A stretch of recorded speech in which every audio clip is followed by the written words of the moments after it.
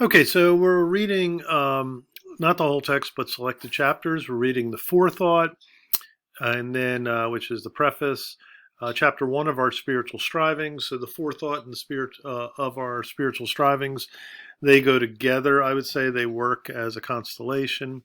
Of the dawn of freedom, deals with the phenomenon, historical episode of Reconstruction.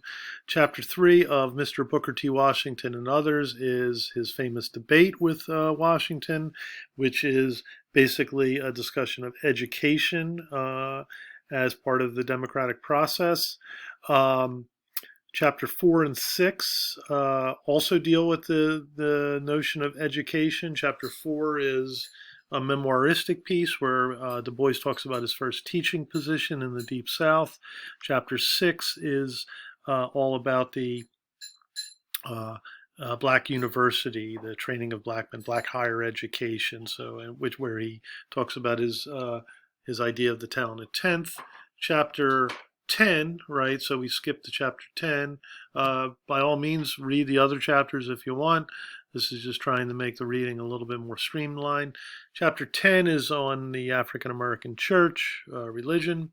Chapter 11 is a memoiristic piece on himself as a parent with his first child. Chapter 13 is the coming of John, a short story he writes.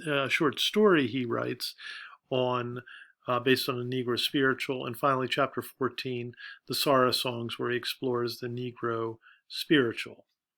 So that's the chapters that we will be reading. So looking at the forethought, the opener here, what you want to pay attention to here is how he's expressing himself, who he's speaking to here, and then most importantly, this idea of the veil, right? Two worlds within and without the veil here, right? So he uses two important conceptual metaphors throughout the text, the idea of the veil and double consciousness.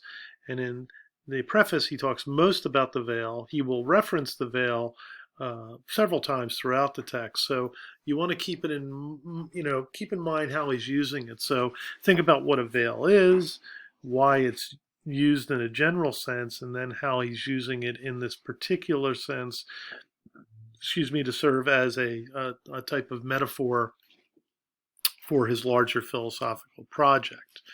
Okay. And so I've highlighted things here. Again, this is in the workshop section. And so, yeah, in the forethought, you're getting a lot about this conceptual metaphor about the veil. And that brings us to chapter one.